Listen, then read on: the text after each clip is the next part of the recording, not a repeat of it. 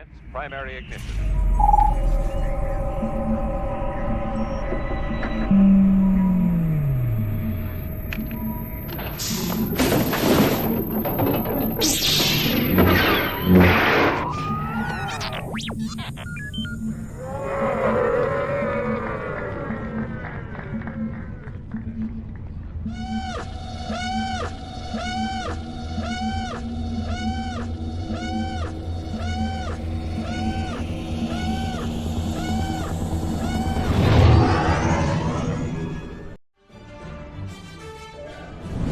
Hey, this is Katie O'Brien, and you're watching the Virtual Cantina Network.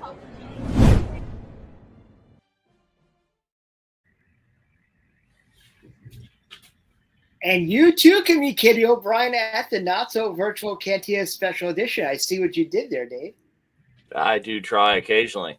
Yes. Well, welcome, ladies and gentlemen, to the final episode of our watch-along of Andor Season 1 as we're gearing up for Andor Season 2 in 2 weeks or, next week with, if you're at Celebration Japan, maybe. Fingers crossed they had a premiere last night for Andor. Preview. Yes. But we're very, very excited because we brought back our good friend Nick Benseman to join us for that. Nick, how are you, sir? I'm doing great, guys. How are you guys doing? It's great to be back. Thank you. Excellent. We are happy to have you. This will be fun. Absolutely. We're happy to have you tonight. And this is one of the things I love about us watching Andor with crew members and actors who are not part of it is that you can sit as a fan and watch it and without having, the inside track of, for example, when you brought us the previs for Skeleton Crew. But Right. This episode in particular, which has the riot among riots of Star Wars, Rich Road. I think, is a fantastic episode to have you on for. I'm getting goosebumps right now just looking at it. Nice. I'm about it. So, yeah, I know. But no, it's really, really going to be great. I'm very excited about that.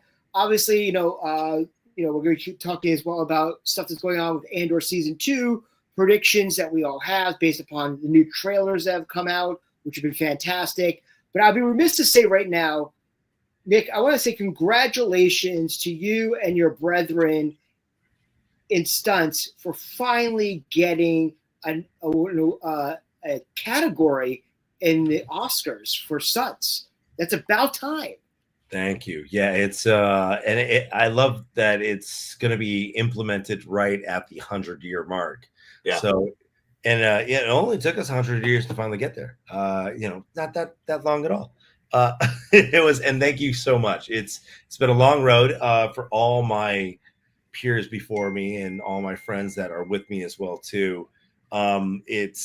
It has been a long, crazy, hard road, especially when the very first film ever put out, and most of them after that, before sound was even implemented, was all stunts heavy because it was all visual media. Oh, yeah. So it is nice to be finally recognized for it, because if we do our job well, honestly, most of the time you're not supposed to know that we're there. So it's kind of a weird way to. But regardless, there are stunts and there know your things happening. It's the same kind of argument where visual effects, if they've done their job well, you shouldn't know that they're there. But how long have they had a category? Oh my God! Right from the get-go, really. Yeah.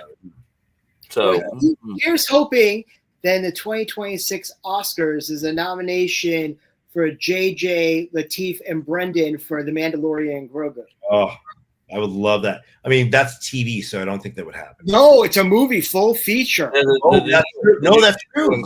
Video yeah, totally forgot about that. Oh my God, my wife just said this earlier today, and we were up. Ironically enough, we're up at the stunt show at the Waterworld Stuntman show at Universal Studios today, just watching some friends do what they do best, and as we're sitting in the stands before the show starts, she said, imagine this, in about 2 years' time, you could possibly be up for an Academy Award for 2 different categories, stunt coordinator and director. I'm like, oh wow, that's Woohoo. a baffling, blowing thing. Like, it just not had occurred to any of us before. So yeah, I mean, go JJ, go Lateef, go Nat, go all.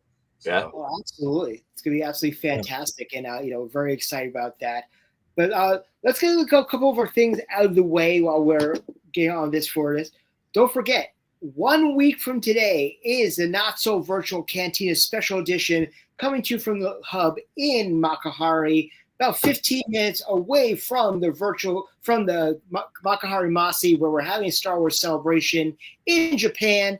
This event is entirely sold out. However, if you show up, line starts at 6:30 p.m., we will have a standby line called the Hyperspace Ticket. Basically, means one man leaves, one man can enter. We'll sell half-price tickets from 7 till 9 p.m. So you can come in and you can meet a lot of our actors, including, as you saw, Katie O'Brien, who joined us earlier today. Also a good friend of Nick, Dave, and mine, and a group. Mr. Marty McCullough will be there as well. And we announced a couple of weeks ago, KB herself, Kiriana Cratter, will be there in Japan. So we're very excited to have one of the Skeleton Crew kids joining us as part of this event. A lot of great guests. We're very excited about this. Don't miss out on that. And also, if you are worried about walking over to the location, our cruise director, Mike, will meet you at the lobby of the APA Tokyo Bay by 6:15, and he will give you a walking tour all the way to our event. So you can't beat that. Mike is the best cruise director out there, and he might even sing the Love Boat theme while he does it. Actually, Dave, we should make sure he sings the Love Boat theme. Exciting. Yes. That will be fun. No. We're very, very excited, obviously, about all Who's the news. the cruise director on the Love Boat? It was Julie, right? Was it Julie? I haven't watched that in forever. Come on. But I was just geeking out because I watched Suits LA, and one character's like, okay, well, they put a pseudonym of Ezra Bridger.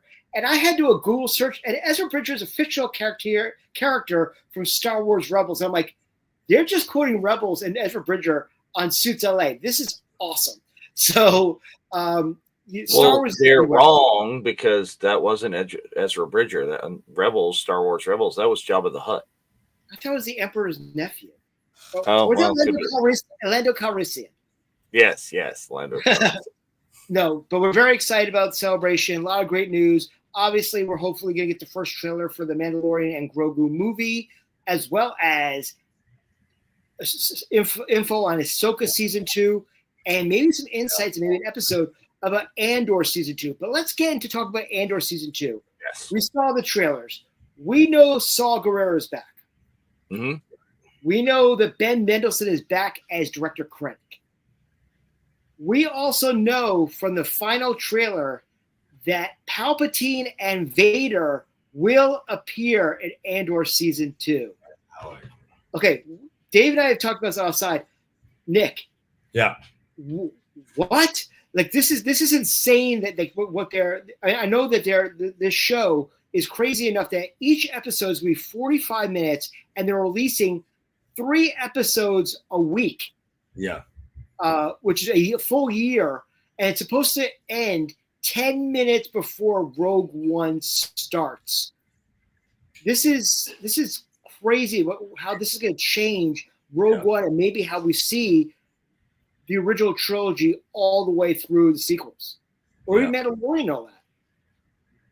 It's true. I mean, it's I like the way that they've kind of timed this and what they're doing, especially, I mean, like, as a fan, you know, when you start watching Andor and you think about Rogue One, you're like, oh wow, this is such a different character from Cassian to like start here where he doesn't care about the rebellion and he's not in it at all, and then all of a sudden he is forefront in the fight. So it's like, where does that come up? And there's a lot of time to make up in that time. So I'm really excited to see it. It seems like it's really kind of a tall order to be able to push all that in another season, but I mean, what they did with the first season, I was blown away with.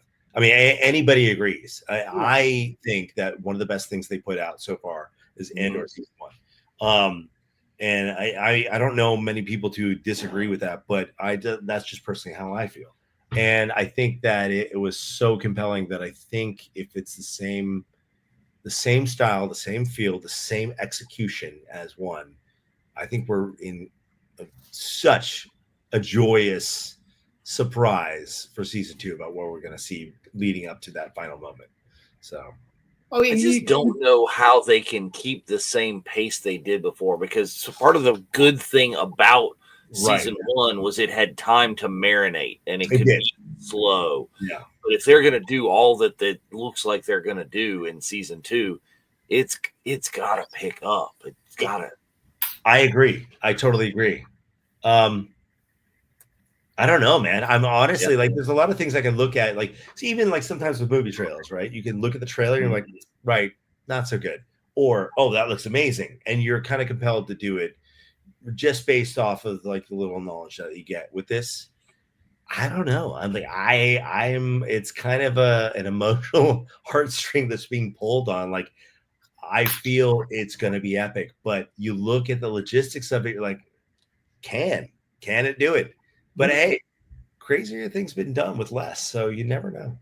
Well, my favorite part about this is the fact that they're doing this and they're getting us to care and they're getting us to be invested. When, spoilers, we all know what the results are going to be. Well, that's the thing too, right? So it's like it's like watching Titanic. You know that there's an iceberg coming. It's like, no, the iceberg. I was thinking the same thing. I said it was. Move over. There's room on the door. No, there's not. Yeah, no. The door was massive, by the way. But yeah, sorry, Spencer. Go ahead. Yeah. No. I was going to say is also I'd be remiss to say that we're going to finally see how Cassian meets K2SO. So Alan Tudyk is back as K2. So that was a compelling. Obviously, the sidekick character from season 1. I mean, from Rogue One. So, I mean, it's going to do so much. But one thing we talked about on other episodes for your sudden but inevitable betrayal. Yeah, but let's talk about this. You have Deidre Meadro, who is obviously trying to prove herself as a top agent of the ISB. What's she going to do when she's up against director Orson Krennic? It's a good question, right? I mean, it's a good question. There's so many different avenues to explore in this. Honestly, what I thought they really going to do, I think they're going to go like a full 5 seasons. But I don't know. There's so many unanswered questions and so many ways it could go. So, but I think I have faith in the writers. I have faith in the filmmakers. Absolutely. I mean, Tony Gilroy is a genius. And the one thing he said in his last interviews that he did in the pressers was he wrote a good story. And he wrote it as a story, not as a Star Wars story. It just happened to be in the Star Wars universe. Right. And I think, 100%. I think that's why it resonated so hard with the fans and with us as people, just in everyday life, because it can kind of relate to certain things that have happened just either in the recent past or in today's very much now. So I agree. Yeah, but in today's society, we'd actually say F the Empire. Yeah. 100%. Completely. I would like to. And you too can get an F the Empire T-shirt on our T Public store. Just letting you know that. Wait, you guys actually have F the Empire? We have F the Empire, and we also have the F censored off. So I will so buy one of those right now. There's all sorts of stuff. It's not 40% off right now, but there is the T Public. It's out there. I'm so in, man. I'm buying it like today. It's happening. Yes, we have an F the Empire T-shirt, which there's so many other shirts that has somehow Max Rebo returned. Obviously, Ventress. Let's talk about that. Ventress, because it has a whole storyline happening in Tales of the Underworld, which is the new animation series that's coming out, which is pretty awesome. About her and also Cad Bane, which finally got to see Cad Bane live action, A Book of Boba Fett. It's great to have Corey Burton back doing some, voicing for that as Cad Bane. So very excited about that. One thing I also want to find out, and we keep on poking Marty about this, is that once again, Vane lives. Like he just manages to slide out there. He does. Vane didn't die. He's like the Max Rebo of the Pirate Guild. Is that every time something bad happens, he seems to get away. We're waiting for Vane to team up with Hondo, right? Yeah, Did you see that? Jim Cummins did say that he just did some mocap for Hondo, and we're going to find out soon what he did. Yeah, I might no. Well, yeah, no, I don't want. Yeah, no, not about that. About something else. Don't worry about it. So, yes, I might just be twisting heartstrings here again. You don't know. I might just whatever to the fans. So. We've been waiting for Hondo and Naka since like day one when we first saw him in the Clone Wars. So very, very excited. Well, it's a good, like I said, it's always a good time to be a Star Wars fan. Oh my God, is it? I actually wanted to say as well too. There was a don't worry about it. It's a fan film I'm going to do myself actually about another character. I'll tell you more offline as well. Cool. I think it won't conflict with what I'm already currently doing. So, brought me on. So, once again, like, hope everybody is watching along. If you're gonna be able to join us in Japan, if not, we will have footage of all our shenanigans in Japan starting next Thursday because it's gonna be an interesting week on the Virtual Cantina Network. Dave, why is it going to be an interesting week on the Virtual Cantina Network next week? Because all of the people that normally host the shows are going to be in Japan, and we're not hosting the shows in the middle of the night in Japan or during the con in Japan. So it's chaos. No, we have a very intricate plan. There's a Google Doc, there's a spreadsheet, there's a thing. So you are going to be able to get all the news that we are getting at the con in Japan, but back here in the States. What we're going to be busy doing is uploading all of our pictures and everything that we can back here to our Google Drives and Dropboxes and double secret locations.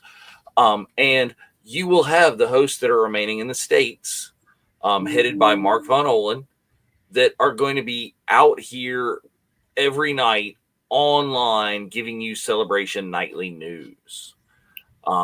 They're just going to give you all of the things, everything that you care to know that's going on at the con and everything that we feed back to them. So you're going to want to watch because we've got the FOMO happy hour. Tune in on the Tuesday. You can be in live with everybody and just commiserating about the fact that you're not in Japan.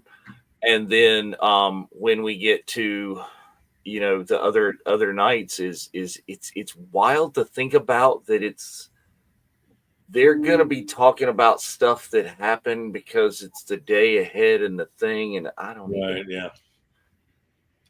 So Dave, what is the acronym for Celebration Nightly News? This is CNN.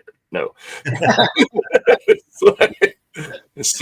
I cannot. Well, actually, I could probably punch up on the old computer now with the AI deal. I could probably punch up James Earl Jones doing that. Oh, yeah, but now Disney owns their voice, and we don't need to get on their radar for this. So, yes, that is correct. No, but yes, is CNN is Celebration Nightly News. It's going to be happening, and we're going to go. This is going to go all the way through the Monday.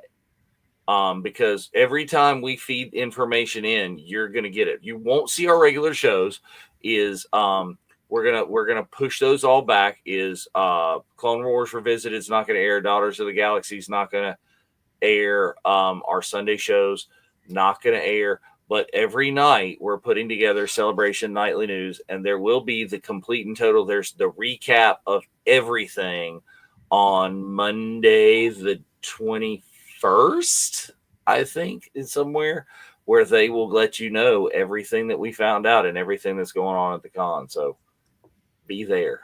Very excited. And also, don't forget the Virtual Cantina, Not So Virtual Cantina Special Edition, and all our shows are brought to you by Hyperspace Props. Go to hyperspaceprops.com and use the code NSVCSE for 10% and get your Sabak credits, including the brand new, we can't talk about At-Atten, the At-Atten credits are now available on hyperspaceprops.com. That is going to be amazing. That's what and they will have some of those credits available at the Not So in Japan. That was my next question. Will they actually have them and bring them to Japan? Because I have my set of my other metal credits here. I need the shiny At-Atten gold one for that. Green Sabak guys basically, Scrooge McDucking those gold credits, just like. Did you hear the story about there was, I think was it on our page or it was another page, somebody that got their entire luggage rifled through because of their Sabak credits in their luggage? Really? Yes. Oh my God. That's a good chunk of metal. Oh my God. And then you have to explain, what is that? Oh, this is fake Star Wars money. Right. Yeah. That's got to be an interesting kind of tale to tell right there. This is going to be interesting with my duffel bag full of swag with, like metal chopsticks. Right. Seriously. It doesn't look suspicious. Going to Japanese jail. Spencer's going to Japanese jail. Oh my God. If you have any kind of essence of anything else, like, I don't know, there's like a rogue wire because that you're like putting together something yourself. All of a sudden they're like, what is this? Just I don't pulling you into the back room, strip search like complete. So, I've had enough fun at like the Raleigh Durham airport here. They don't blink at the Orlando airport because they're used to it. But when I roll out with several lightsaber hilts in my carry-on, it's like, hey, ooh. I've had the same thing as well too. Also, my left knee from stunts is completely replaced. So, shot me up. Cut off the bone, and so there's all titanium in the middle of it. So it sets off metal detectors. So when I walk through and my bag goes through, and they see there's lightsaber hilts, like 4 or 5 of them at a time. It's a whole commotion. So I wear board shorts in security through TSA because God knows if I'm wearing it's just to make it easier. You're gonna ask me to take off my pants anyway, so. Right. Streamline this. I got a plan to catch. I want to have a drink before that. Like I gotta go. So yeah. So remind people, Nick, like, why is it that you carry 4 or 5 lightsaber hilts and go places? Why? Right. Well, thank you very much for the plug. I appreciate it. I own a company that we started. A good friend of mine. It's called Saberation. We created a lightsaber combat school. So if you wanted to learn martial arts and you wanted to do it with lightsabers, we offer that. So it's not just that, it's within, like, obviously the Jedi lore, there's 7 different styles. So we teach 7 different styles of martial arts. The first one starting off with basically like Kenjutsu, if you know what that is. It's 2-handed on a lightsaber or on a sword. And the second one is kind of like fencing, so it's 1-handed. And then from there you move up. You also learn anything like parkour or tumbling. You learn empty-handed as well too, like judo, jiu-jitsu. So it's really about something that brings people together in a fun way, that if there was a real life Jedi temple, what would it feel and look like? And that's what we're trying to emulate. Also on top of that, we've started a complete curriculum on just health and mental health as well too. So physical and mental. So I have a full exercise program. It's me swinging around a lightsaber, doing calisthenics, and you kind of follow me along. I travel to places sometimes to teach this in person, but mostly it's online, and you can buy into it. You can watch it. You can become a member. And then we've also started making our own lightsabers as well too. We sell our own. And we design them as well, but I've actually started designing them myself because I want to make something new. And that's like it's a secret. It's not, I haven't really put that out there. This is actually the first time I'm saying this out loud. But I have a 3D printer here. I have a bunch of coding and switchboards and stuff that I've been like tinkering with. And I'm trying to make something that if you've seen it in the Star Wars universe and it doesn't exist yet in today's world, that's what I'm aiming to make now. So it's going to be. Roy got the right spelling for you right there below you. Is that what it is? That would be Saberation. That is correct. Yes, sir. Thank you very much. Sorry. Yeah, that is right. Check it out, saberation.com. We're trying to bite off more than we can chew, but we really want to make a universe, not just a world. So thank you very much for that. I appreciate it. Yeah. Remember when you're taking all those bits and bobs and little pieces of wire and stuff, make sure that's in your checked bag. Don't you be taking that on your place to carry on there. I've definitely made that mistake a couple times already, forgetting it's there. So yeah. But it's give me 6 months to a year. I'm going to have something really cool to show you guys. So. Very cool. Well, come right back here and we will let you in there. I've got some comments over here on the Insta that I want to address again. We addressed them a little bit before you guys came on. Is there I scream for coffee and Lee I'm sorry, I can't pronounce your last name, Lee. Are asking, hey, we didn't get tickets for the virtual cantina night. Is there a way we can get in? Tell them about it again there, Spencer, real quick. Sure. So the Not So Virtual Cantina, we are offering what is called a hyperspace ticket. Or you guys came on. What is that? That was me, guys. I was like, where? Turn on the live to see what's going on. We're going to show up at the hub starting at 6:30 that night, and there's going to be a separate line called a hyperspace standby line. And as members of our full tickets for the event, as they leave for the night, we're going to take their bracelets, and then we're going to offer a hyperspace ticket. Now, what the hyperspace ticket means is that if one man leaves, another man can enter. We will sell a half-price ticket, which gives you the opportunity to come and meet the actors and crewmen that are going to be at the Not So Virtual Cantina, play sabacc, partake in the open bar for whatever time is left. Unfortunately, there's not going to be a swag bag available or any food, but there'll be swag at our swag table that will be available for purchase, as well as food that will be available for sale there. But you need to start lining up at least by 6:30, because I'm telling you right now, there is going to be a line. From one thing there are people that we know that have told us we'll be there. I mean, but also from what I've heard, especially because the fact that we've been watching the Disney Channel, getting ready for Disney for so long, is in Asia, they love to queue up. And the reason they love to queue up is because they know that something awesome is happening on the other end. So I've had people say, well, if I light up at 2:00 in the afternoon, is that okay? And I'm like, I can't stop you. I won't be there, but but the specific line for hyperspace will start at 6:30. So hope to see you guys there. There's no guarantee that you're going to be able to get in, but we're going to be as people leave, we letting people in. And that's how we're going to do it for the rest of the night. Hope to see you all there. I'm hoping that we can get everybody in. That's really my hope. Love for everybody to be able to get in if we're able to manage that. But this is only for by 7 to 9 o'clock. At 9 o'clock, we're going to make a determination to end the line. So, may the odds be in your favor, stealing that line from another franchise.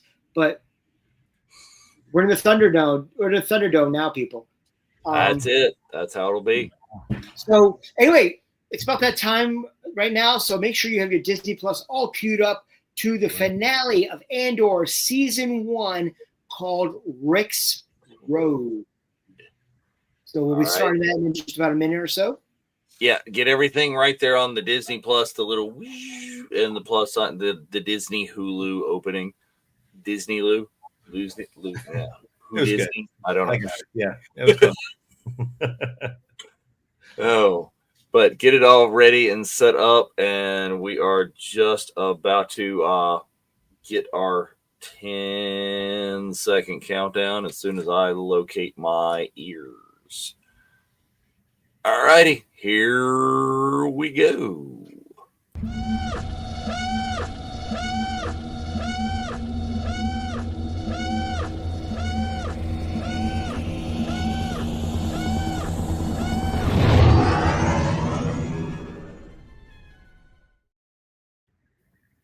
And there's our counter, which will be approximate. Do not skip the recap. Watch the recap, all the things.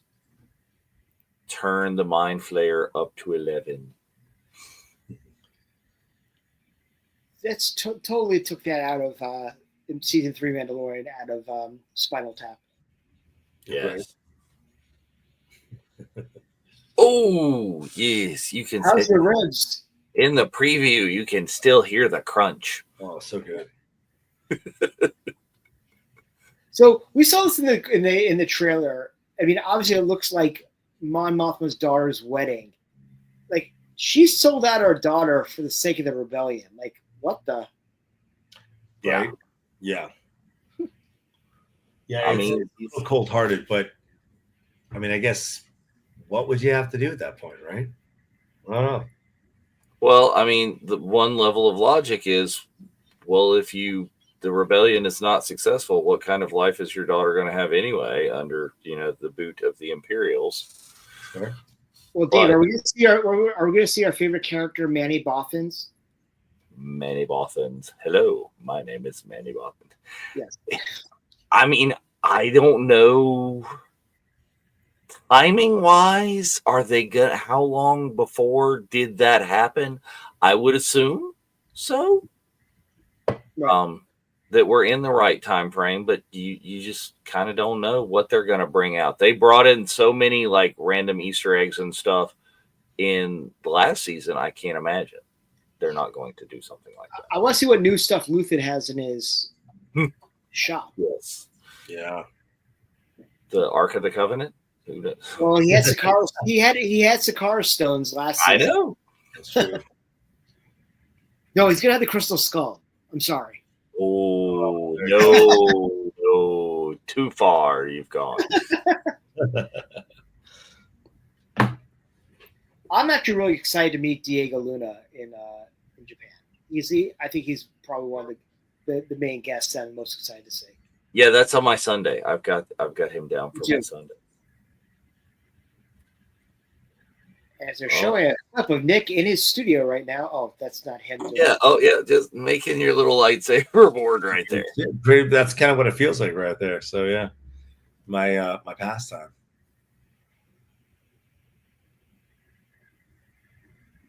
Oh, guys, I can't wait. Once I finally have a prototype, I'm going to call you guys up personally and we'll show you guys. Yeah. So, I can't wait. Let's just say, like, off of the last video game. Actually, that's all I'm going to give right now. There's something that's like it in there. So, see right there, the Ark of the Covenant's already appeared in Clone Wars, so it totally could be in universe and be in. Did I miss that?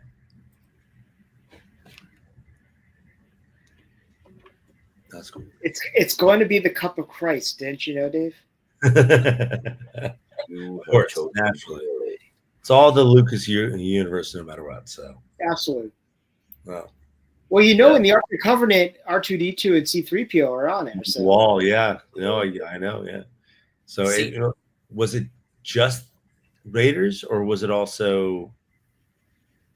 I want to say it was also in 2 different ones, but I'm not sure. But then but the funny thing was that obviously you had Club Obi-Wan in Temple of Doom, but they had Club Lao She in Bad Batch. Right. Yeah. Wasn't there something in oh my God, I'm forgetting the third one. Last Crusade? Crusaders? No, Crusaders? Last Crusade. The Last Crusade, yeah, sorry. I don't remember. I don't know. And that's my favorite one out of the well, yeah. And the 5. Yeah, sure. Connery in there. It's like exactly. Oh, to me, she talks in her sleep. Exactly. See, this is just even all the like background stuff in Andor. This is just the reality. They're like in the mechanic shop. It is. Yeah, it's just real, right? It's the details. It's always in the details. But Dave, this is a mod shop, didn't you know? No, that does not exist. That is part of the things that gloss right over that. Is it Power Rangers? They are not working on rainbow-colored Vespas in the back. And how do we take people out of the Star Wars universe from 500, Alex? Ooh, what is Obi-Wan Kenobi? No. Seriously. But look, Troy, the Andor score is its own flavor, and you can kind of tell and see what that is. It's a darker, kind of more suspenseful kind of thing than we've gotten before, even more dark than like Duel of the Fates, because it's just so much faster. Well, one thing I really noticed, like watching this the second and third time, it really kept it about the characters, about their struggle, what's happening, and the rest of the world around them is a plus. It's it's an add-on. And some of the other things make it more about the bells and whistles. And I love the bells and whistles. Who doesn't? That's why we love Star Wars. But this made it visceral. It made it like connecting with these people and their struggle that, at least for me, I knew what they're going through just on a day-to-day basis. And there's not a Skywalker in sight, which is even better. Which is really hard to kind of... I know. Yeah. Well, yeah, it's you're taking away the super powered space wizards. Yeah. And you're talking, this is like watching Star Wars is like watching a Superman movie, and now you're watching a Batman movie. Yeah, right. It's taken out. Now we're talking about a. We're always talking about Batman '89, Spencer. We're always talking about Batman '89. Okay, because I didn't know if you were going to talk about the Dark Knight trilogy, because we don't want to push any buttons tonight. It's not Keaton. It's not for me. I love Nolan. And I love his Batman. I love all of it. So, but Keaton, and shout out to our good friend Kate Saverker, who helped work on the Tumblr for that. Okay, you're doing well. She actually worked on Tetanus, the stop motion. They had in Skeleton Crew. Oh yeah. Right. Yeah. With Tippett Studios. Where did I put that? I've got the Tumblr somewhere. It's behind you. Is it? Yeah, to your left. How do I know where your stuff is? Why is this one on? Yes, behind you. It should be in that corner. Oh, it is. You can actually see it there over my shoulder. There you go. It's funny because I kept forgetting about Andor. I got to work on a Star Wars series that I was so happy to do. But I'm like, of course, I'm on the one that doesn't have any lightsaber fights. I'm like, I forgot about Andor. Of course, they don't have any. No. But it was. Well, I mean, you're okay with it. I mean, Jaw did kill a couple of people, and yeah. I mean, like a robot and two. Yeah, it wasn't bad. But I'm like, yeah, it was still good. I'm just saying, I was there. Yeah, I want some lightsaber fights because I'm there. The only thing I'm saying. And then I go across the lot and see my friends JJ, Nat, everybody else, and they're just throwing lightsabers everywhere. I'm like, oh my gosh, you gotta be kidding. Yeah.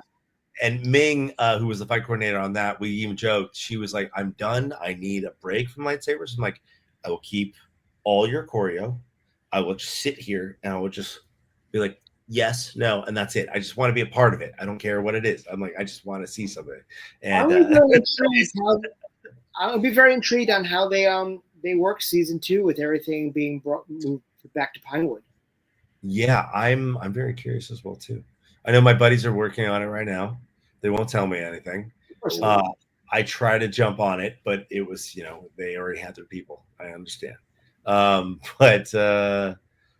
Yeah, I'm really eager to know what's going on with that. So, and see, we're talking about when you're talking about the two-handed broadsword saber. I'd be remiss not talking about the recast of Balin Skull. Oh yeah, because he had the big broadside, double saber, the big double-handed. Right. Yeah, like looks like even almost like a lightsaber claymore that he carries. Yeah, that's exactly what I thought it was. Yeah, but to talk about like lightsaber reality, though, this is my swag for Japan. Literally every one of us holding a lightsaber for the first time. You mean like when he almost burnt his foot off? Yes. Well, yeah, no, it's got to be upside down, right? Yeah. Yes. Like, oh, hey. Well, it's better than Luke holding it for the first time. Like, Oh, Oh God, that one, yeah, the GIF, no, like The meme. or whatever it is, Yeah. so good. It just, yeah. But speaking of sabers, Dave, did you see that they have Master Soul Legacy Sabers coming out? why do you come out with all this stuff when I'm flying to friggin' Japan and spending all my money there? I'm sorry, I have Hasbro, to say this: Disney, the best shit saber together. that needs to come out is the Stranger's saber that has the dagger to come out of it. That needs to happen. It's a good saber. That will be To me, crazy. that was one of the coolest things. And I can't wait to meet Manny Jacinto and talk to him about his saber work for what he did in the Acolyte, because I don't think there's ever been literally a moment in Star Wars where my jaw has actually dropped from the pure brutality. And the fact they put the shish kebab at a couple of Jedis and then Swiss cheese Jackie, I'm like, that was good. I'm like, that doesn't happen. You're not supposed to turn your saber off. That's against the rules. Yeah, I know, which I love. And yeah, I mean, I know. I put it in one or two things that I haven't released or That's really fantastic. shot. I know, I agree. Yeah. But seriously, I mean, for whatever I like the Acolyte a lot, but one thing I could say is that character, the Stranger, and his work was just absolutely like, that scene when he took out like 5, Jedis, just one person. That was absolutely incredible. Yeah. Sherry says there's a toy version out of that. Probably that like Walmart exclusive line of Acolyte stuff that came out. So who knows? I mean, now that they're saying is that after the fact, right now Acolyte's getting a lot of views on Disney Plus. Let's get some Plagueis action. Let's find out more about Plagueis and Stranger. I mean, you can 86 the rest of it if you want to, but we want more. Find out more about Plagueis and Stranger and their connection. Yeah. But yeah, I mean, it's I'm on eBay right now. I mean, if they have that, it kind of reminds me of almost like Dave, you and I have the Ezra version 1 saber with the saber blaster. Yeah. This one? Yeah, that one. Exactly. I knew you had it within hand. There it is. Nice.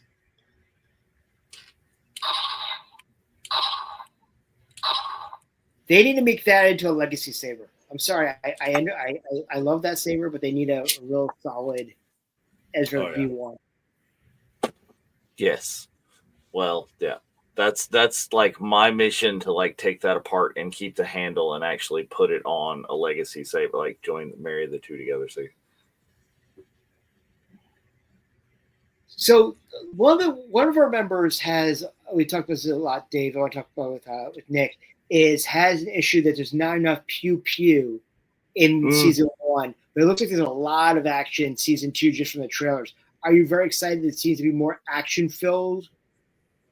Oh, of course. I mean, it's what I do. So yeah, absolutely. I mean, what the most important thing to me foremost every single time is story, right? It's characters, the struggle, what's going on. But throw some extra action in that. Oh my God, I'm all over it. I am very excited to see what they're going to come up with this way and how compelling it can be as well too, along the storyline. Right.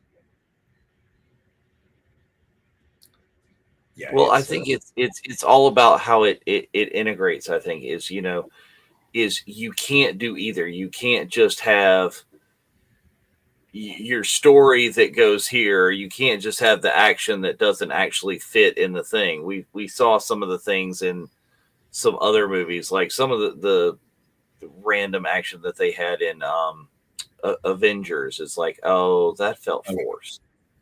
It's like, why did we do this particular thing at this particular moment just to do it? No. Yeah, that's a lot of shall I dare say Marvel and the way that they do it. Yes, and beyond a lot of different Marvel things. Yeah, that's kind of about right. And some different productions, different directors, different producers just kind of want to do it for the sake of doing so. And I think that great storytelling doesn't allow that. And I think one of the reasons we love Andor so much is because it feels natural. It feels not forced. It feels like it compels and drives the story further instead of just, oh, we're going to hold the story and we're just going to do some cool action, then we're going to come back to it. In this case, it feeds the story. You know, it really enriches it. And I think these filmmakers, and I like to call them filmmakers, even though it's TV. Mm-hmm. Yeah. Oh, absolutely. It's so well done through and through. I mean, it's funny you should say that because obviously, since they announced half the cast of Doomsday for which I had in my office on the TV, and I sat with YouTube for 6 hours to find out those actors' names, which drove me crazy. But the fact is that Doom's supposed to be fighting the Thunderbolts, the Fantastic Four, the X-Men, and the Avengers in different timelines. Yeah. Like you were just talking about. It's going to be very interesting to see how that. Yeah. I'm not going to. I will literally be crucified by Marvel. I was the stunt coordinator on the reshoots of Thunderbolts. Aha. So I know a bit of what happens. I can't wait for that film. Like seriously, I was kind of a little over the whole. Even look, they employ me, they pay my bills, I get it. But I was kind of over. I'm like, look, the Marvel train is kind of fizzing out. Like it just seems like it's just going round and round. But I saw the Thunderbolts trailer and I was like, I'm into this. I want to see it. And I was called here in LA to coordinate the reshoots. Not just much. It was just a fight, a very big, epic, monumental fight in the storyline, and that's all I'm going to say because I can't say anymore without giving it away. But it's good, guys. It's good. It's really, really, really good, and I'm really excited to see it. So yeah. I think Brave New World really got me back excited for it. Brave New World was it was a watchable movie. It was a pretty good movie. It wasn't like the last couple of shows, the Disney Plus shows have just like left me like, I don't even think I finished Secret Wars or Secret Invasion or Secret whatever the heck it was. I didn't fit. But Brave New World. But let's talk about the Doomsday. Dave and I were laughing about this. You got OG X-Men coming back for this, and we're not talking about the new cast. We're talking about the original cast. Like the Joss Whedon cast. Like we're talking about Bryan Singer stuff right there. Yeah, I know, right? It's exciting. It feels good to see. I mean, especially because they get split off and God knows what it is. And I'm not saying anything as I don't know much about it, so I'm not giving anything away. But I'm saying that it's exciting that even though the multiverse was introduced and it felt like almost a cop out at some points, other points it felt like it really helped and it could be exciting. This case, if it is, and I don't know, but I'm just saying that, especially with the Whedon universe or anything else that was kind of brought out after that, or even before him as well, before when it was just, before X-Men was really brought into the MCU, it's just exciting to see kind of what that could really reveal to. So, and I think we're in for a cool surprise. So I'm stoked. I'm really, me too. Really, really stoked about what they're doing. Because we were at San Diego Comic-Con and Dave couldn't get into Hall H, but we were in the building when Downey made the announcement. So everybody was on the floor was going absolutely nuts. I fucking bet, man. I was like kind of over it, and then I saw that I'm like, oh, that's brilliant. It's good. It's like you have the variant of Tony Stark is Dr. Doom. It's like, okay, that's kind of cool, right? I mean, I would love the scene where they were going to go with Kang, but politics, whatever else it is, I don't think it's going to be too sad that we don't get to go there, because we all know that Doom has been at the forefront. I mean, people that have never really explored into the MCU or Marvel Comics itself, but Doom was always like one of the main catalytic kind of villains that can control so many things, especially time, especially different periods. So I mean, we could just blame Mephisto because we've been doing that for the last 15 years. I mean, true, but I felt like that. I don't know. I mean, did they?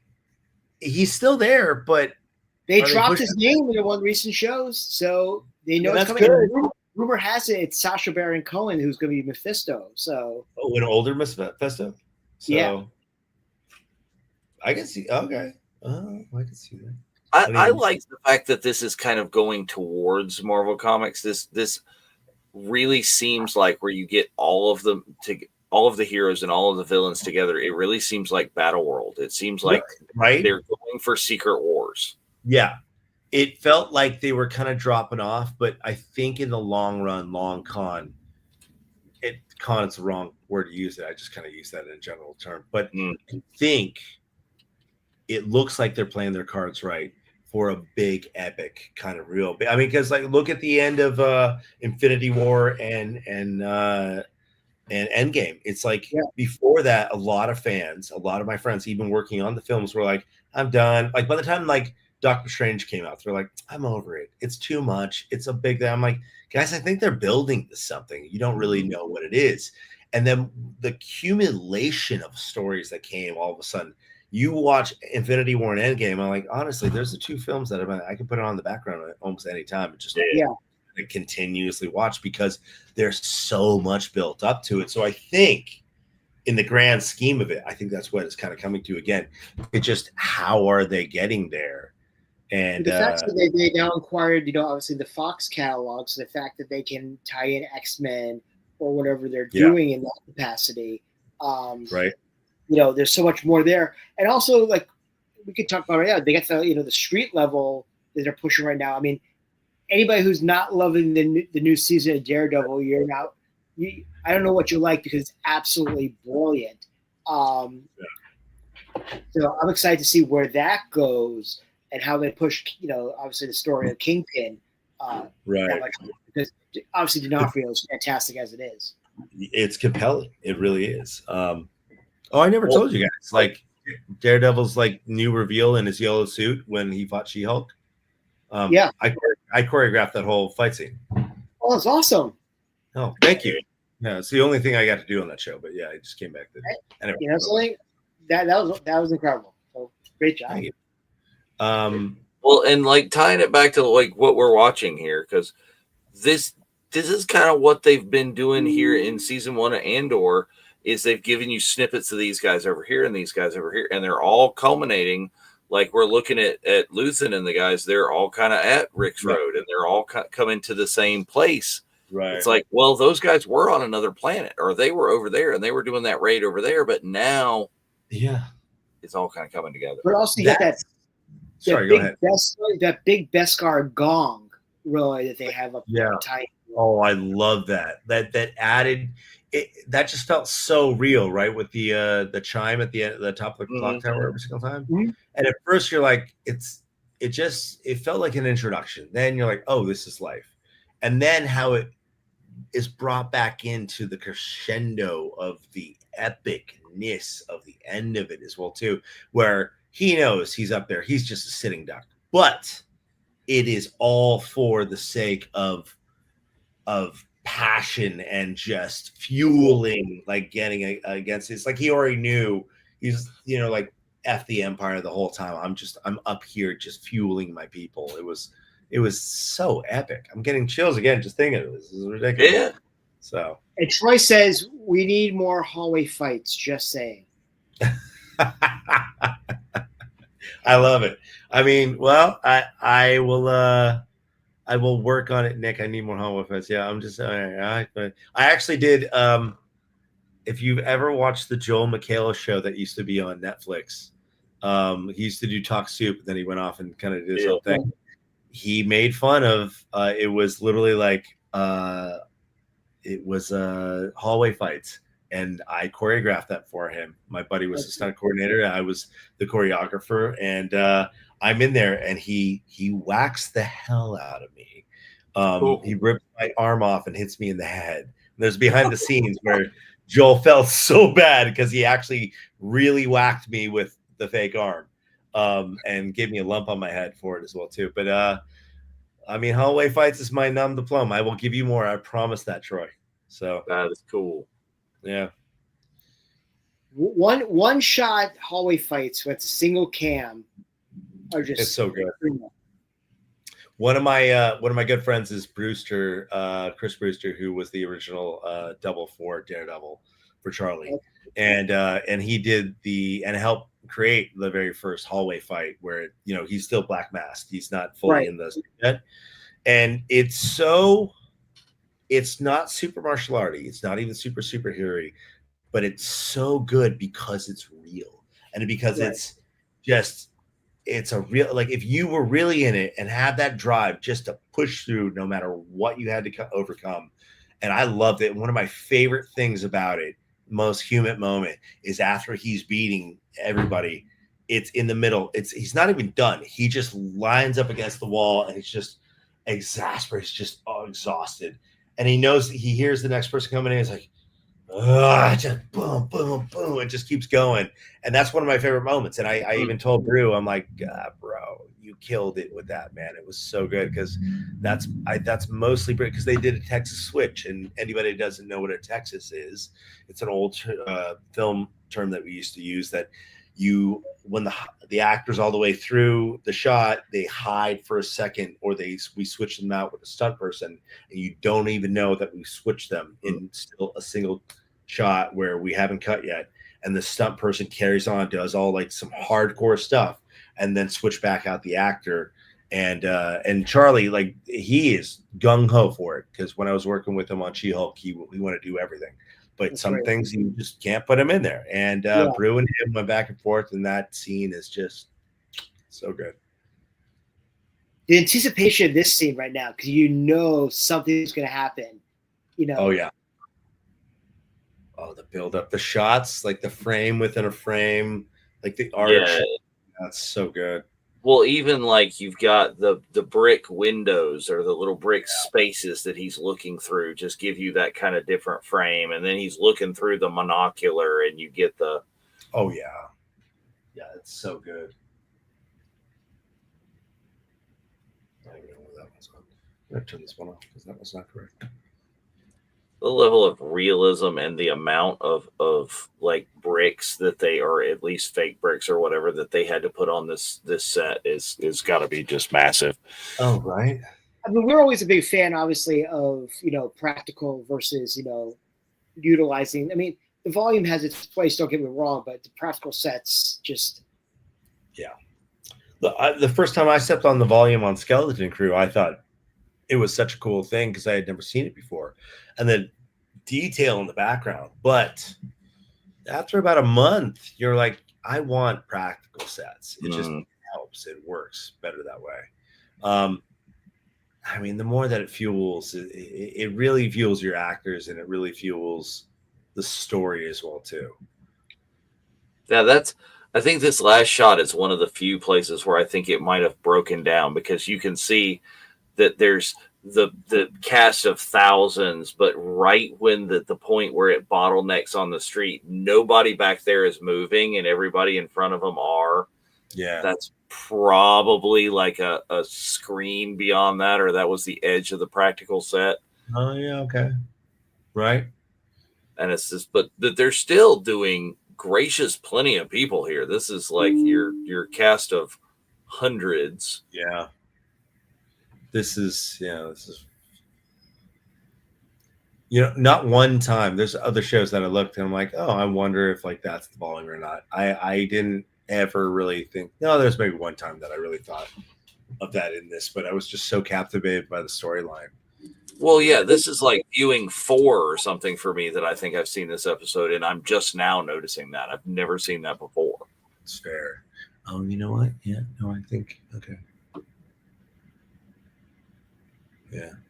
Breaking out the Death Troopers. Yeah, right. Yeah. And that's just so subtle. Oh, yeah, no, it's fine. We're the good guys. We're the government. Oh, we have death troopers. Wait. I know, right? It's in the name. Yeah. Seriously.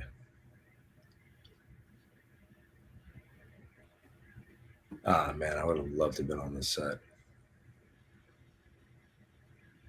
And then just the randomly cutest droid on the planet that's just nothing much more than like an upside down trash can. Yeah. Which was C-3PO. I mean, it was R2-D2. I mean. Well, yeah. This is more like a Rubik's Cube.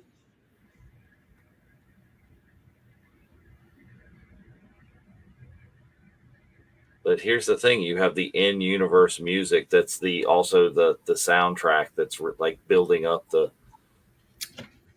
Yeah. But it's world building. I mean, yeah, this obviously leads to eventually the rebellion and blowing up Death Star 1 and everything that happened afterwards. But if you got like stories like this, and also even Skeleton Crew, that's outside the realm of the core Skywalker saga story, which is the anchor for Star Wars, it just adds more way around it and makes it a richer universe. Oh, for sure.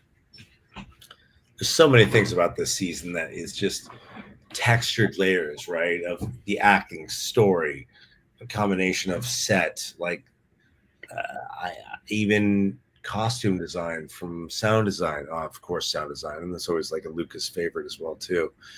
But I would just everything about it. This is just a perfect example of storytelling. You're starting to see more culture of the worlds too, like this kind of funeral procession. This is way more of like a New Orleans style jazz funeral, right? Session that so it's taking an element of reality and culture that happens here, and then putting it in a galaxy far, far away. And it's like, no, they do the same thing we do, but just a little bit different. Yeah, right.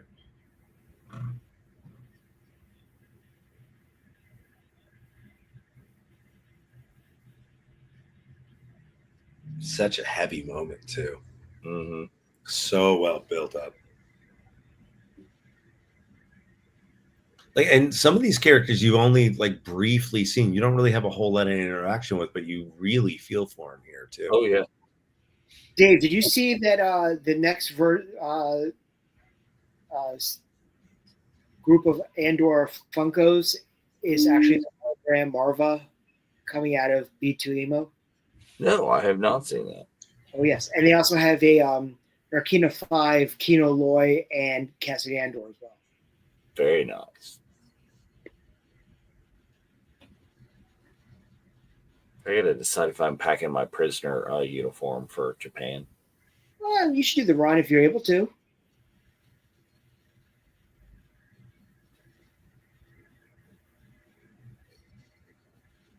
That also shows, like, one of the things that, in Celebration lore, Nick, is for years there was a running of the hood. So there's a character of Wildrow Hood, who was basically in the background of Empire Strikes Back, and it was a gentleman walking with an old school ice cream maker that they actually called a Cantono. And then what they did at every celebration is they had their running of the hoods. It was people dressed like this background player and had ice cream makers, and they ran through Celebration.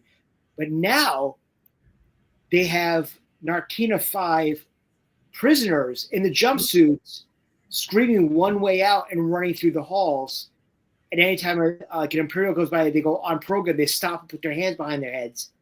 Oh, that's awesome. But it's now the running of the prisoners. And they showed up. They showed up on stage in London during the Andor panel. Oh, that's epic, man. Yeah, so it's come. The rally cry of Star Wars now is one way out, which is right. Awesome. That's amazing. That's awesome.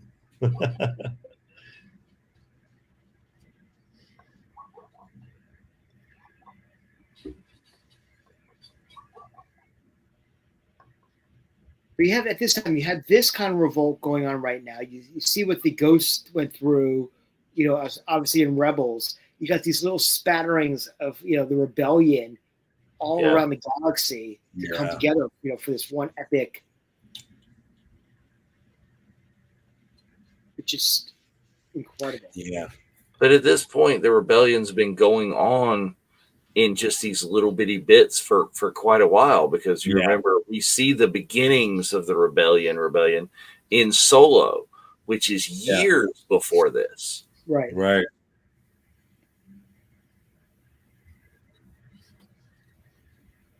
Cyril's another character I'm really excited to see what happens with him when they realize that he was right the entire time and they ostracized him for years. Yeah. I know they asked Skarsgård, does he have a monologue like he had in season 1? He's like, you can't top that monologue from season 1. I'm like, it's pretty damn good. Good.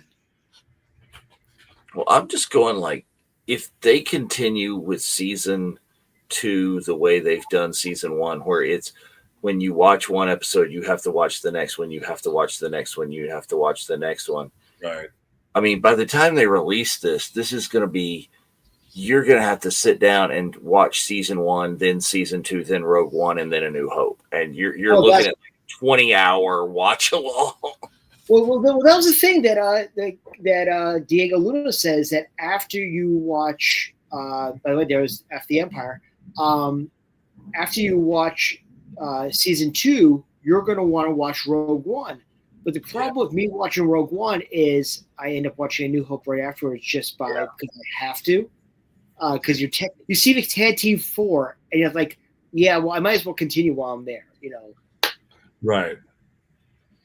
Yeah. So, Nick, talk to us about like what levels of craziness that would have to be to shoot a fight scene. I mean, I know you didn't do this one, but like when you've got this cast of hundreds and you're focusing on this fight, then that fight, then that, but you got to keep kind of in the background. You have to kind of keep track of, well, that should be in the background of this shot. That should be in the background of that shot. Right. Wow.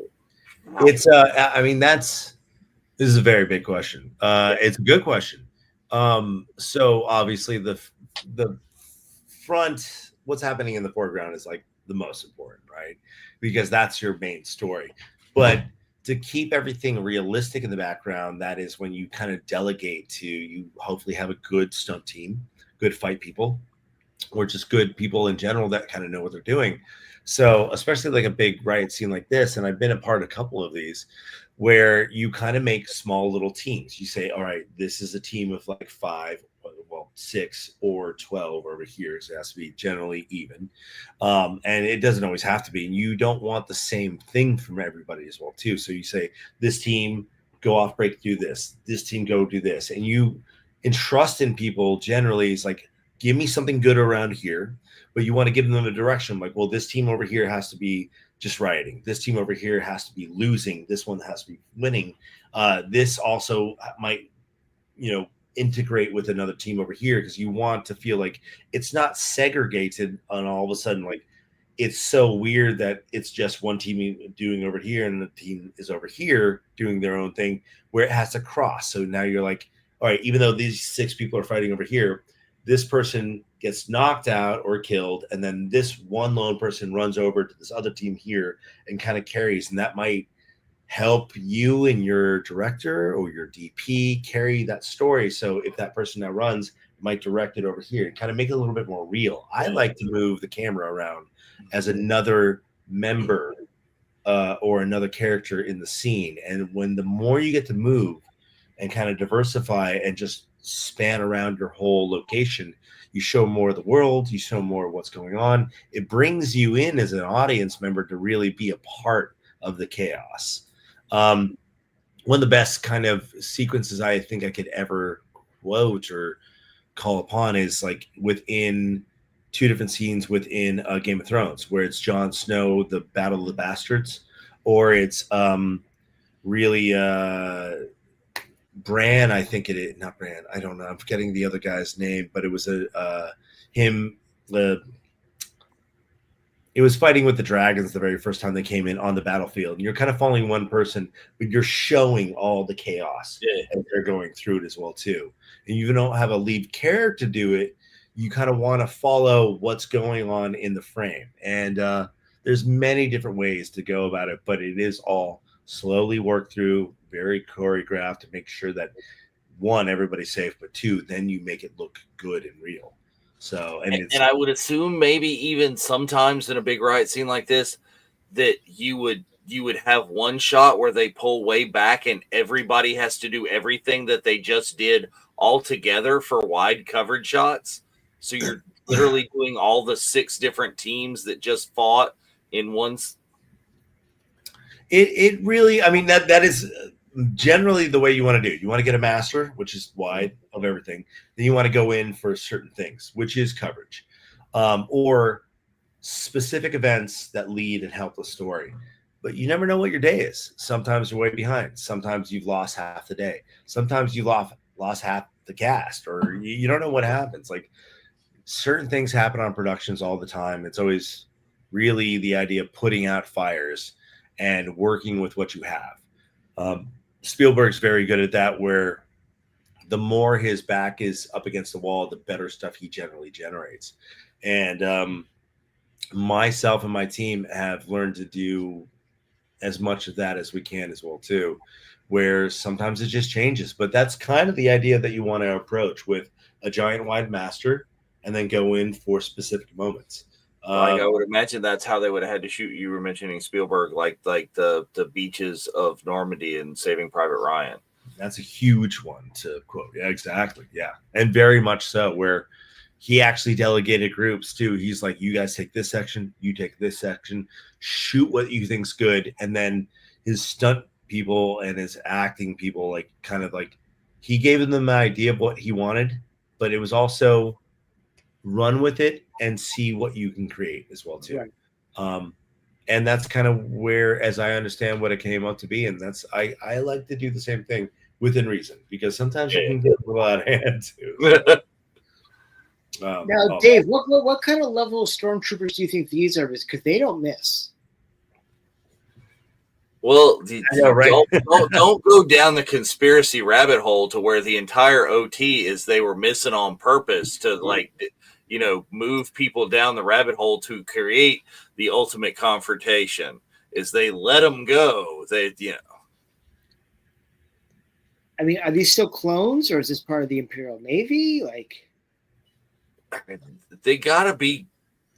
This has got to be stormtroopers by this point, because we're. You would figure, right? Yeah, we're what at this point 5 years away from A New Hope. Right. I think so. Yeah. So that's a tough one to call. Oh. He is such stranger danger to her the entire season 1. This is like red flags.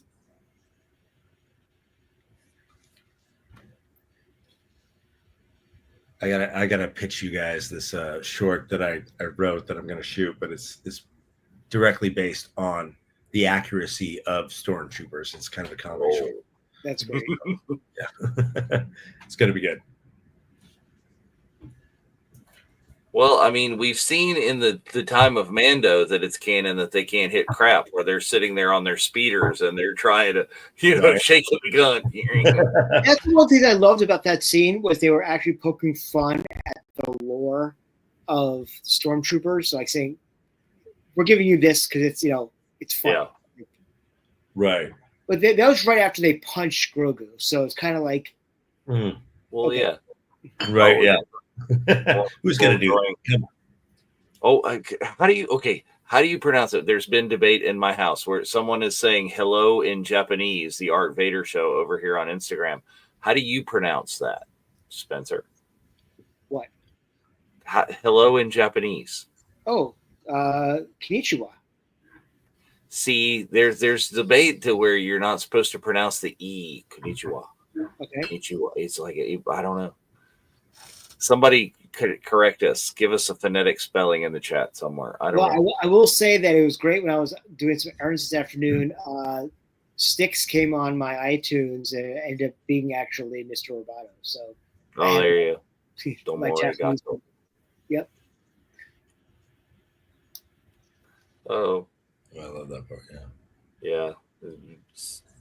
B2 dies, we riot. Yeah. Oh wait, we're already rioting. We riot even more. Yes. It's a really good riot scene. There's a lot of times in riot scenes in movies and TV that you can kind of see some fake moments in the back, or like, the extras are just kind of left to do what they want to do. But this is all solid. I haven't seen a single really bad moment in this whole series. So, do you have stunt guys and stunt coordinators who specialize in certain kind of things? I mean, I know there's guys that specialize in like Western things that ride better than others or do a lot more of that. Would there be like riot specialists? Nah, not really to my knowledge. Really, that's more like it falls under fights. Because you do have Western guys, horse riding or anything else like that. You have water guys, you have fight guys.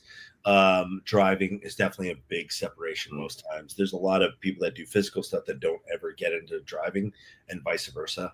High falls is a lost art, but it is a huge bit. Like it's kind of a dead art. I do it myself. Not a lot of people do anymore.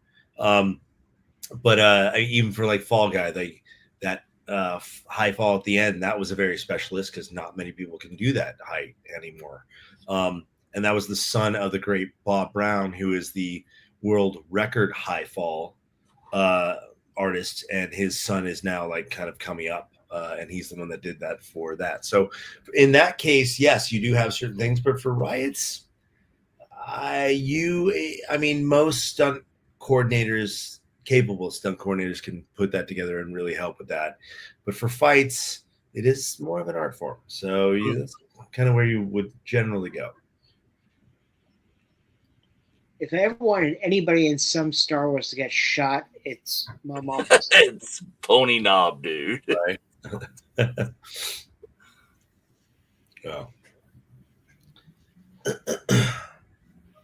And also, actually, to add on to that, if you want to be, there are specialists, but that was kind of a lost art. It was like bigger in the late 90s, early 2000s. Now you want to be, as I would call it, the James Bond, where you want to be good at everything. Right. Or as a very prominent and famous stunt man who's no longer with us anymore, was Hal Needham, the first stuntman that was able to do everything. And you kind of want to be like that, where you can literally jump into every single category and just be able to pull it off. So.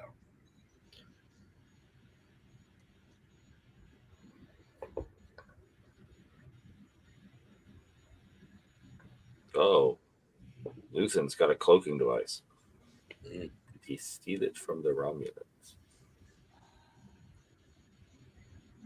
That's the stench. That's something different. Yeah, let's see. Even you get the swarziness. That cockpit is very Millennium Falcon-y.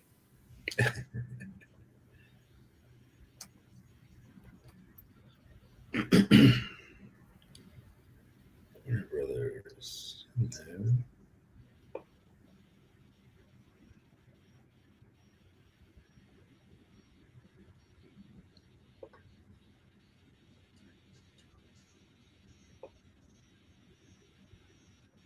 Here's your music thing, just very low bass notes.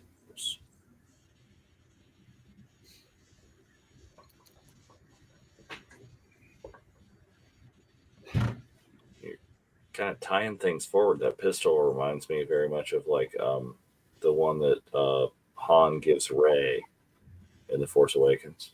Yeah. Right.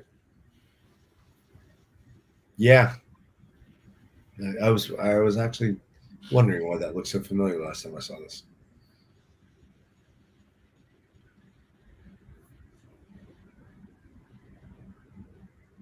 Why do you think he gives up? Like he's saying, "Kill me or bring me in." I was wondering that myself. Maybe it's just the tired of running. Maybe it's just the true acceptance of, well, he says, what? Give me up or take me in, right? Kill me or take me in, yeah.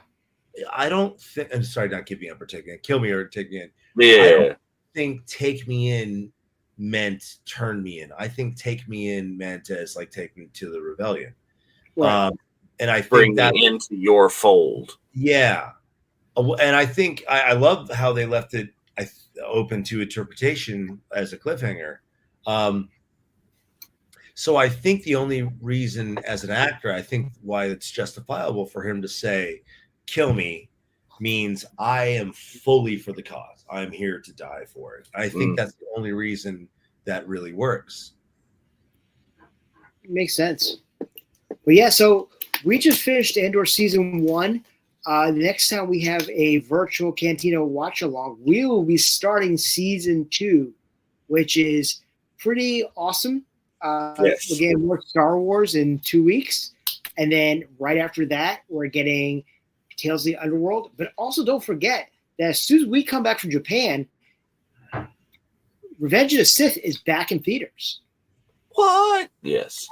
So a lot of Star Wars coming out, and being reissued and for the anniversary and all that. But I love this episode. This is probably one of my favorite episodes of it, especially because of the big, fight cry and the battle scene. That and the Narkina 5 episode, with One Way Out, is just so. I think some of the best, I particularly think best Star Wars live action. Yeah. I also feel that. And this is probably up there for me, like Mando season 1, really in there. I felt that Mando season 1, Andor, Rogue One, Rebels, and Clone Wars season 7, the final 4 episodes of the Siege of Mandalore, some of the best Star Wars out there. Think what you want about, Disney Star Wars, but they've given us some real deep chunks of some incredible story and filming and animation. And kudos as well, I would say, is kudos to Dave Filoni, who also made it so seamless that you could have 2 different mediums of Star Wars between animation and live action. And when you have interspersing characters between the two, you don't care if it's animation or if it's live action. It's all Star Wars. Yeah, it's true. I mean, the very first episode with Ahsoka, when I saw that, and you see the cartoons on the wall. I mean, the drawings on the wall. You're like, for me, I didn't know where that was actually going. I didn't know they were tying that in. And you look at and you saw, you're like, wait, is this what we're doing? I'm like, realize that you're leaving off right from the very last episode directly into. You're like, that was great. Exactly. You saw the epilogue from Rebels in live action. Obviously, they tweaked it a little bit. It wasn't Ahsoka the White at that time, but it was still it was very much okay. We know exactly where that fits into canon now, and how that before and after of that, extra time on Lothal when Sabine is on Lothal before Ahsoka comes back. Oh, here's your credits, post-credit scene, to where we finally find out what were those widgety things. That was insane. It's like we would talk about that. It's like they were building the Death Star. It almost kind of remind me, I hate to say, of the concentration camps when they were digging their own graves. Right. It's very much a visceral kind of thing, to where it's like you are making the element of your own destruction. Oh no, seriously, guys, I'm gonna be honest. I forgot to play this through the first 2 times. I have not seen this. This is the first time I'm seeing this. I've done that in the past too, so I completely understand. That is cool. Yeah. Wow. That's freaking cool. So nice. But yes, once again, so Nick, thank you so much for joining us tonight. This was definitely I thought the episode to have you on to just to talk about that big riot scene, which was just absolutely insane. Guys, thank you. Every time I come on, this is just a pleasure. The first time I wasn't sure what to expect, and I had so much fun. And every single time, it's kind of like I feel like I'm home. I'm just talking with friends, doing the thing. So we absolutely love it. We also love to hear, obviously your stories. And we squirrel a lot. We talk about other properties or anything like that. But we're just all talking about what we love. We're all fans at the end of the day of everything. It's like we call this the Renaissance of the geek. Like it's our childhood is cool again now, and it's okay to love it. It's great because we could all be like, yeah, we remember when it was cool 20, 30 years ago, and now it's cool again, and we get to enjoy it. Right. It keeps us young at the same time, which is pretty good. But anyway, what's good? Thank you so much for joining us. And once again, tell us where we can find your school so people can start looking about that.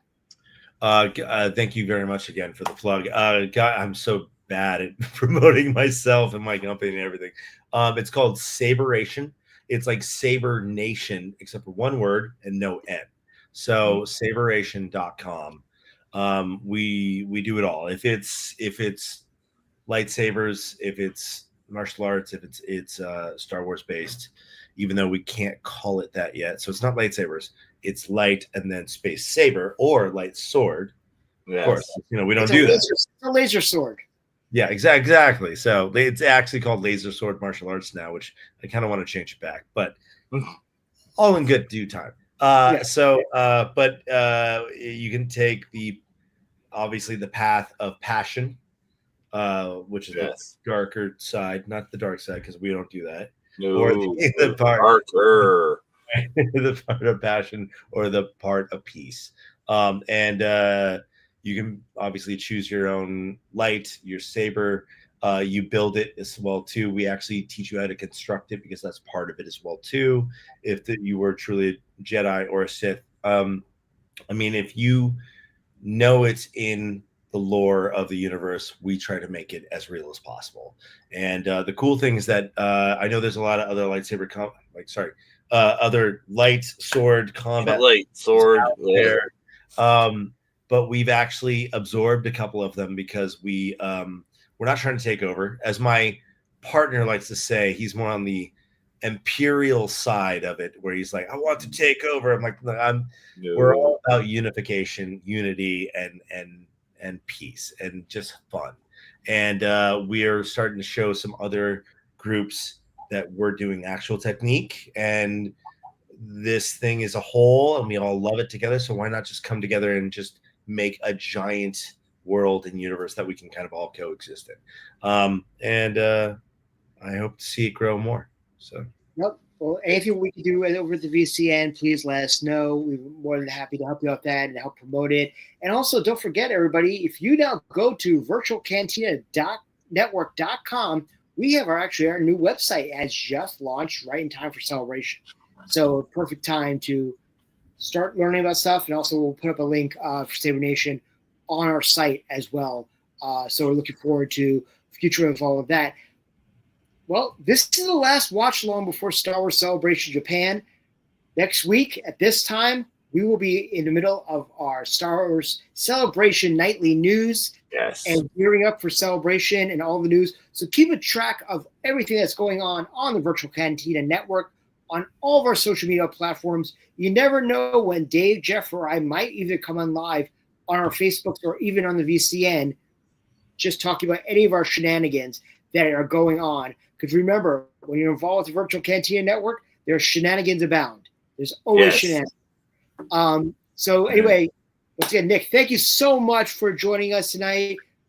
Yes, I am the CSO. Nice. I love it. But we're looking forward to everything that's going on. Once again, Nick, thank you so much for joining us. Dave, I will see you on the other side of the planet in the future days.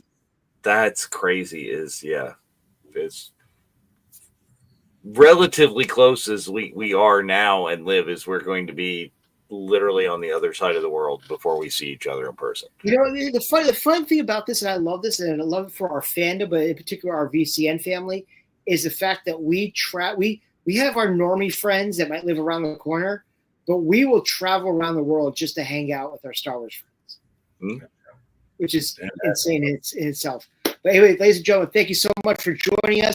We will see you in Japan next week for the Not So Virtual Cantina Special Edition.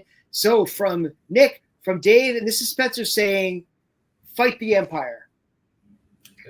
Get it. Yeah. All right. Thank you, guys.